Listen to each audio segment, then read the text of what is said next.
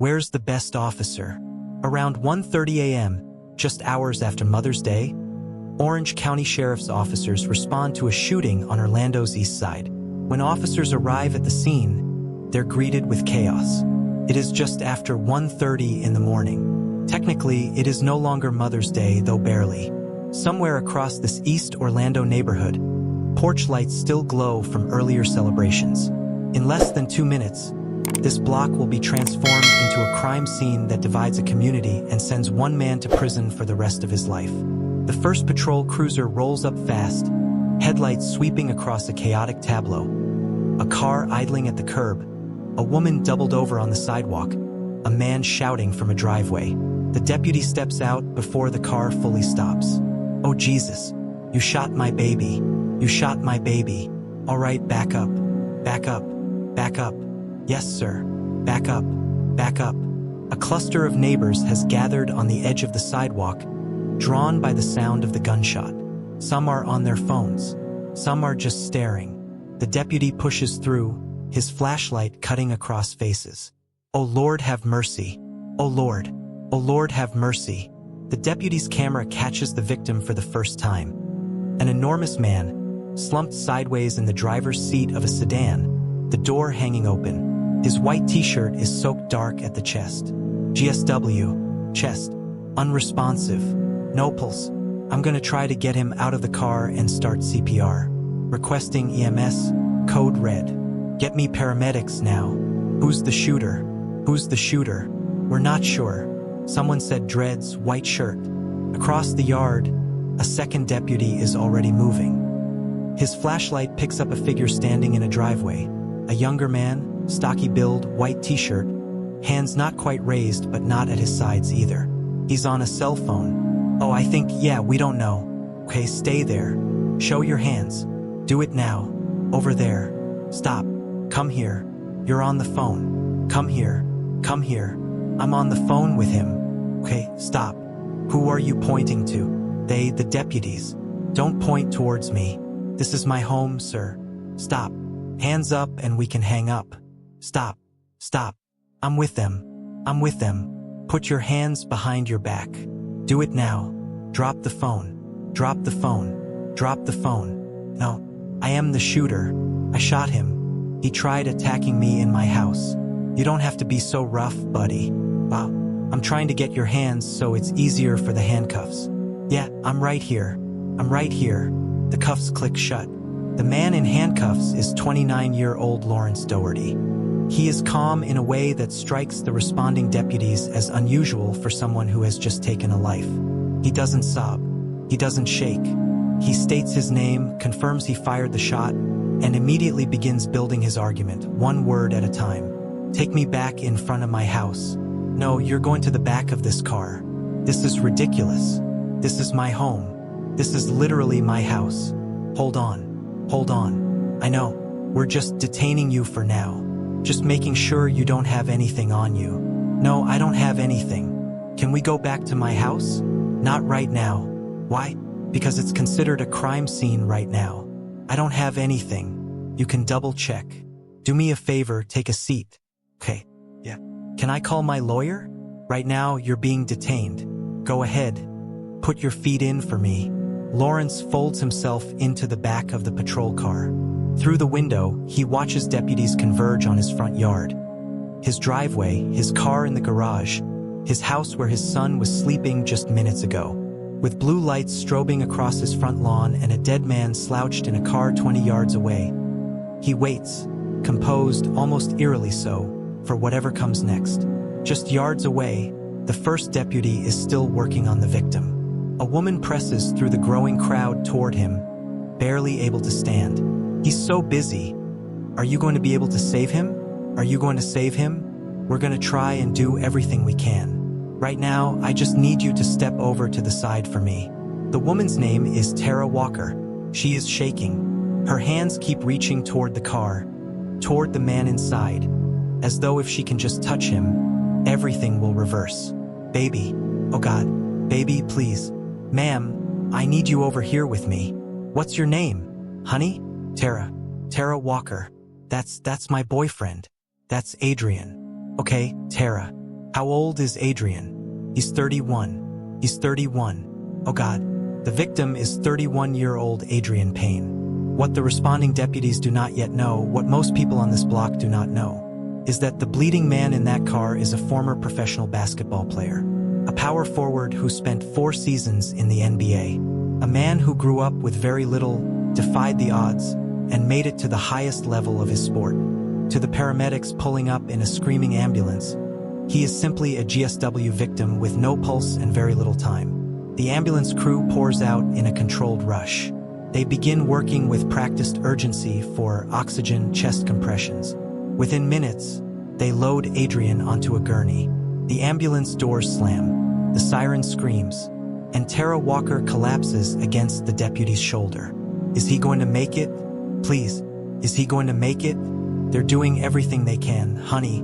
They're doing everything they can. Nearby, another deputy is attending to an elderly man sitting on the tailgate of a pickup truck.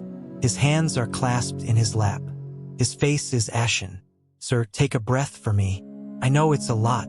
Take a breath. What's your name, sir? Larry. Larry Doherty. You related to the man in the patrol car? That's my son, Lawrence. I was bringing him home. Lawrence's father, Larry, appears to be in shock. He is the other key eyewitness to the shooting, the only other person besides Tara who saw exactly what happened from beginning to end. So far, what happened, Larry? Walk me through it. I was bringing my son home. I had my grandson in the truck. And we come down the street and there's this car SUV, I thought. The lights were real bright, pointing at the truck. And I said, "Who is that, Lawrence?" He said he didn't know. He just mumbled. And he got out of the truck. He just walked up to this man. Real tall man. And they had a couple of words. And Lawrence was leaving, coming back. And I called out, "Is everything okay?" And I don't know what he said. And then I see the tall man get out of his car again. And he made some kind of a motion, and I said, "What are you doing?" And I heard the shot. I start yelling and screaming. It all happened so fast. When you heard the shot, where were you? I was in the truck, looking out my window. What did Lawrence do right after? I don't know. I didn't see. I ran to the boy in the car. I said, "Stay with me. Stay with me, boy. Stay with me." I grabbed his hand. I could hear him at first. And then, by the end, you all showed up. We've got to find a 10-year-old. 10-year-old ran from the scene. In the chaos of the shooting, Lawrence's 10-year-old son slipped away from his grandfather's truck and vanished. For several tense minutes, deputies conduct a rapid search of the block. They find him inside the house, scared, alone, pressed into a corner of his bedroom. Police contact Lawrence's girlfriend, Tatiana Mesa, the boy's mother, and ask her to come collect him. She drives over from Larry's house. When she pulls up and her son runs to her, she holds him for a long time before she says a word to anyone. It will be hours before Tatiana fully understands the sequence of events that pulled her family apart on this particular night. The argument, the texts, the gun. Just over an hour after the ambulance doors closed, Orange County Sheriff's deputies received the call they feared. Adrien Payne has been pronounced dead. A single gunshot wound to the chest. He never regained consciousness. Shortly before dawn, Lawrence Doherty is transported to the Orange County Jail, where he is booked on a charge of first-degree murder. He pleads not guilty. His central claim from the very first moment of contact with law enforcement: self-defense. Now it's up to detectives to figure out if he's telling the truth or not. With the sun still below the horizon, detectives begin the methodical work of reconstructing a night that lasted, from first text to fatal gunshot, less than 45 minutes. There are 3 eyewitnesses: Tara, Larry, and in a different sense, Lawrence himself. There is also a home security camera on a neighboring property, footage that will later prove decisive. Detectives bring in each witness separately. They start with the person who was standing closest to the shooting, Adrien's girlfriend, Tara Walker. Tara, tell me what happened tonight. Start wherever feels natural. So, my best friend is Tatiana Mesa, and she texted me around 1:04 a.m. and said, "Hey, are you awake?"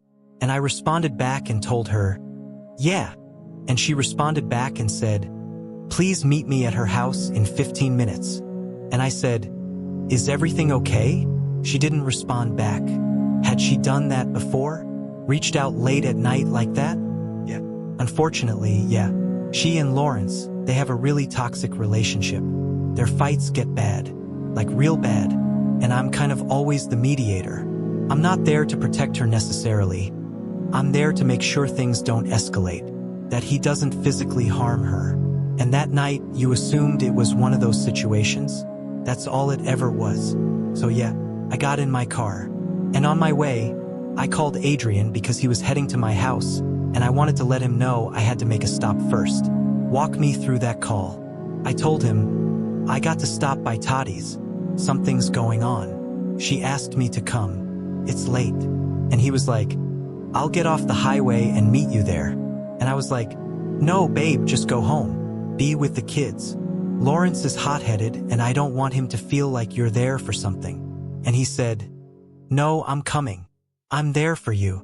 Because last time Lawrence was in my face. He's just disrespectful. He's nasty to me. And Adrien wasn't going to leave me hanging. So Adrien got there before you did. I was still on the phone with him. I could hear it. I could hear Lawrence's voice. He was saying, why are you at my house? Why are you at my house? And Adrien was he was calm. He was like, I'm not dealing with you. It wasn't an argument. There was no screaming. It was just Lawrence asking why he was there and Adrien basically ignoring him. And then what? I pulled up. I didn't see Tatiana anywhere. Lawrence wasn't outside anymore. I figured he walked back inside. I assumed he went in to get his gun. I told Adrien, I'm going to go in. Don't even come in. He's hot-headed. And Adrien was just sitting in the car, leg out, relaxed, just waiting. Take me to the moment Lawrence came back out. I turned to go walk toward the house and I see him coming out. And I slowed down because I could see he had something under his shirt, the way he was holding himself. And I knew immediately it was a gun. What gave it away? The way he was holding it, the way he was walking. And I hear Larry, his dad, from the truck saying, Lawrence, what you got? What are you doing? Lawrence? And Lawrence pulls the gun out. He raises it, and I put my hands up. I said, please, Lawrence. Tati told me to come. He's not here for you. He's here for me. And he just said, why are you here? And then he shot him. He just shot him. And Adrien grabbed his chest. He leaned over to the passenger side and then came back. And I'm watching Lawrence and he just he pushes his hair back. And then he turns around and walks into the house. Like nothing happened. Like nothing. Did Adrien say anything? Was there an exchange before the shot? Nothing. Nothing from Adrien. Just Lawrence asking why he was there. How many shots? 1. Did Adrien have anything in his hands? A weapon? A phone? Nothing. Both hands. You could see what he was doing clear as day. He wasn't doing anything. He was just sitting there. Does Adrien carry a gun? No. Did he make any motion like he was reaching for one? No. Tara, can you raise your right hand? Do you swear everything we talked about tonight is true? I swear. I wish to God it wasn't. I wish this was a dream. Detectives next sit down with Tatiana Mesa, Lawrence's girlfriend and the woman whose late-night text set the entire chain of events in motion. Tatiana was not at the house when the shooting happened. She was still at Larry's place, waiting. But she is the key to understanding the hours that preceded it. Tatiana, tell me about the earlier part of the night. Before the shooting, we were at his dad's house. The family was celebrating Mother's Day, just having a good time in the kitchen. And then we started talking about some past stuff. My past specifically. And Lawrence was getting upset. And I was getting upset about his past. And as the conversation got louder, he mentioned some things about my past that really, really upset me. So when he was in my face talking about it, I pushed him back. And he pushed me back. And that's when he said he wanted to go home. And his father drove him? Yeah. His dad offered. He took Lawrence and Lawrence's son back to the house. And you stayed at Larry's. I stayed behind. And I texted Tara. I was scared. I didn't know what mood he was going to be in when I got there. I wanted Tara there. Were you still at Larry's when Tara called you? Yes. She called me and she said, Adrien is dead. Did she tell you how? She hadn't explained anything yet. I couldn't process it. Tatiana Mesa is not a witness to the shooting. She cannot speak to what happened in that driveway. But her account establishes the thread that connects the argument at the family gathering to the gunshot in front of the house. A thread pulled tight by a text message sent at 1:04 in the morning. The final witness interview of the night belongs to Lawrence's father, Larry.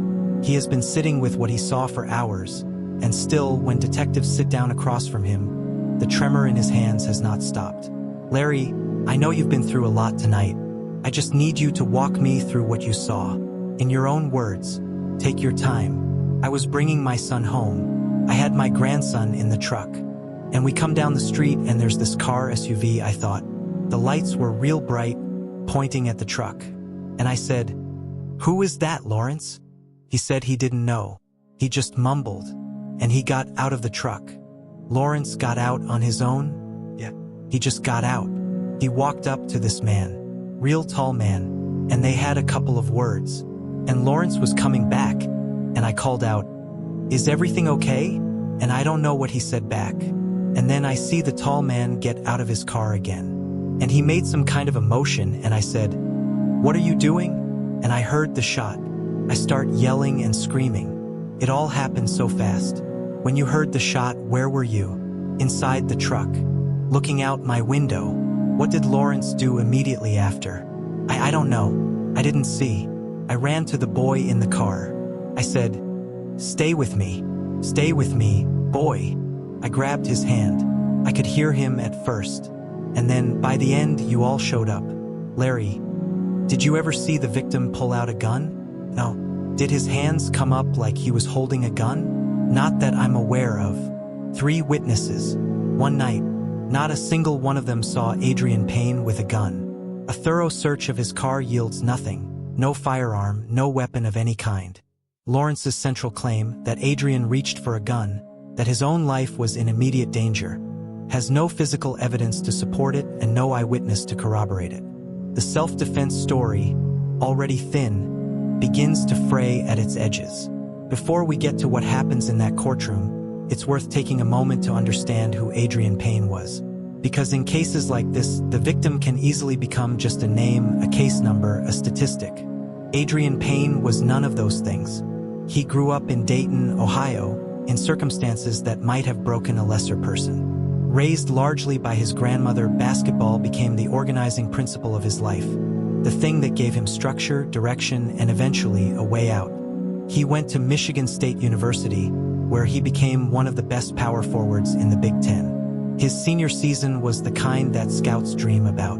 He was selected by the Atlanta Hawks in the first round of the 2014 NBA draft, pick number 15. He spent 4 seasons in the league, playing for the Hawks, the Minnesota Timberwolves, and other organizations. At 6 feet 10 inches, he was physically imposing on the court. Off it, the people who knew him describe a man who was the complete opposite of his size. Gentle, warm, the kind of person who really showed up when someone he loved needed him. Which is exactly what he was doing the night he was killed. He left behind a young child. He left behind his mother, his grandmother, and the extended family who had watched him grow from a boy with very little into something remarkable. In the weeks after his death, Adrien Payne was laid to rest in Ohio. His memorial service drew a packed house. One after another, people stood at the podium and said the same thing in a dozen different ways. That this man had no enemies, that he was never the kind of person who looked for trouble, and that what happened in front of that Orlando house in the early morning hours of Mother's Day should never have happened. With Lawrence Doherty in custody and charged with first-degree murder, the legal machinery begins its slow turn. His defense team quickly identifies the strategy they intend to pursue. Stand your ground. Florida's Stand Your Ground law, passed in 2005, removes the traditional legal duty to retreat before using deadly force. Under this law, a person who believes they are facing imminent death or great bodily harm can use lethal force to defend themselves, even if retreat was possible. If a judge agrees the law applies, the case can be dismissed before it ever reaches a jury. Lawrence's defense team files a motion to dismiss. They point to his concealed carry permit, his self-defense training, and his claim, consistent from the moment of arrest, that Adrien made a motion suggesting he was drawing a weapon. The prosecution pushes back hard. Their argument: Adrien Payne was seated in a car on a public street. He never approached the house. He never entered the property. He never produced a weapon. There was no gun. There were no witnesses who saw him reach for anything. And crucially, Lawrence went back inside his home, armed himself, and then walked back outside to confront a man who posed no immediate threat. The motion is denied. The case will go to trial. In July of 2025, 3 years after the shooting, the state of Florida versus Lawrence Doherty goes to trial. The Orange County Courthouse is packed on the morning of opening statements. In the gallery, members of Adrien Payne's family, still raw with grief. Members of Lawrence Doherty's family, tense and quiet. Journalists, former teammates of Adrien's who flew in from out of state. So, we're now going to start with the opening statements of the attorneys and then start moving into the witnesses' testimony. The prosecution opens by walking the jury through the night minute by minute. The text message, the late-night drive, the gun retrieved from inside the house, the single shot. They tell the jury that the evidence will show Lawrence Doherty made a choice that night, and that choice cannot be dressed up as self-defense. The defense counters with a picture of a man who was frightened in the dark, who had his child in the truck, who faced a stranger he had never invited to his property. A physically imposing man who, Lawrence claims, threatened to kill him and reached for what Lawrence believed was a firearm. They asked the jury to put themselves in Lawrence's shoes at 1:30 in the morning. Then the witnesses begin. Tara Walker takes the stand. She is composed, more composed than she has been in 3 years. She has been waiting for this moment. Her testimony closely mirrors what she told detectives the night of the shooting. The timeline, the texts, the phone call with Adrien on the highway, arriving at the house and finding Lawrence coming back out with something under his shirt, raising her hands, pleading, the single shot. But it is the security camera footage recovered from a neighbor's home that stops the courtroom cold. All right, I want to go back through that and ask you a few questions about the voices and things we're hearing on this video. Okay, that voice we hear there, is that your voice? Correct. Yes. And what are you saying in that moment? Do not pull your gun out. A murmur runs through the gallery. The footage does not show a man reaching for a weapon. It does not show a struggle. It shows a man walking out of his house, crossing his yard, and firing a single shot into a car where another man was sitting. On cross-examination, the defense tries to undermine Tara's credibility. It's fair to say you loved Mr. Payne, right? Correct. You wouldn't want him to have a bad name. No, you would do anything to protect his name, right? What do you mean by anything? No, not necessarily. No further questions, Your Honor. The question on everyone's mind as the trial progresses is whether Lawrence Doherty will take the stand in his own defense. In American criminal law, a defendant has the absolute right to remain silent. Most defense attorneys advise their clients to exercise that right, because taking the stand means submitting to cross-examination, and cross-examination is where cases are won and lost. But Lawrence Doherty is going to take the stand. I would like to call Mr. Lawrence Doherty. A ripple through the gallery. Lawrence rises from the defense table, straightens his jacket, and walks to the witness stand with measured steps. Mr. Doherty, you recall what happened on May 9, 2022? Yes, I do. Can you explain to the court and the jury what happened? Around 1:30 in the morning, me, my son, and my dad were coming home. My father was driving us back from his place. And as we arrived, I see this car parked at the corner of my home and I automatically assumed it was Tara, because she would typically park in the driveway or in front of the house. So I thought it was weird. So I walk over to say, hey, why are you parked there? And Mr. Payne gets out of the car. What happened when he got out? He's looking down at me. He has his hand in his waistband, and I can see something silver sticking out on the side of his hip. And I asked him, what are you doing here? And he said, I'm not playing with you. I'll smoke you. What did you do? I threw my hands in the air. I was freaking out. My dad rolled down the window and asked, is everything okay? I told him, I don't know. So I went inside my home to get my firearm so I could safely get my son in the house. When you came back outside, what did you see? Mr. Payne had moved his car up further. He had gotten out again. I'm standing in my driveway asking him, "Why are you here? Can you please leave?" And he's just staring at me. Did you have a prior relationship with Mr. Payne? No, sir. Had you ever invited him to your home? No, sir. Why did you go back inside the house? Because I thought I was going to die. He's outside my house.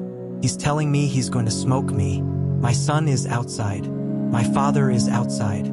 I was scared. Did you have a concealed weapon permit? Yes, sir. Had you taken self-defense classes? Yes, sir. When you came back outside, were there additional words exchanged? I said, "Can you please leave? Why are you here? Can you please leave?" He didn't say anything. He was just staring at me. And then I seen him pulling his hand up like he was raising a gun toward me. And I shot one time. And I called the police.